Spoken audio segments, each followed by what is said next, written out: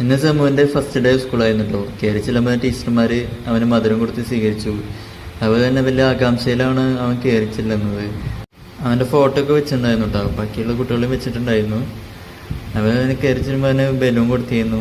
എന്നിട്ട് അവൻ കളിക്കുന്നുണ്ടാവും. കൂടെ അമ്മയുണ്ട് കൂടെ. അതുപോലെ സിയാദും ഉണ്ടായിരുന്നു. സിയാദ് ബാക്കിലിരിക്കുന്നത്.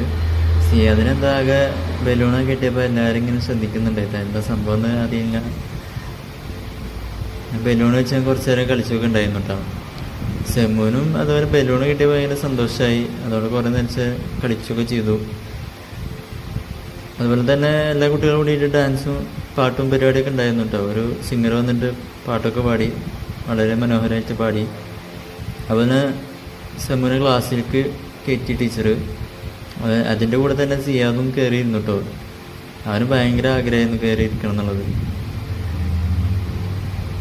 സെമ്മുനാണെങ്കിൽ എന്താണെന്നറിയില്ല, ഇങ്ങനെ എന്തോ ആലോചിച്ച് ഇങ്ങനെ ഇരിക്കുന്നുണ്ട്.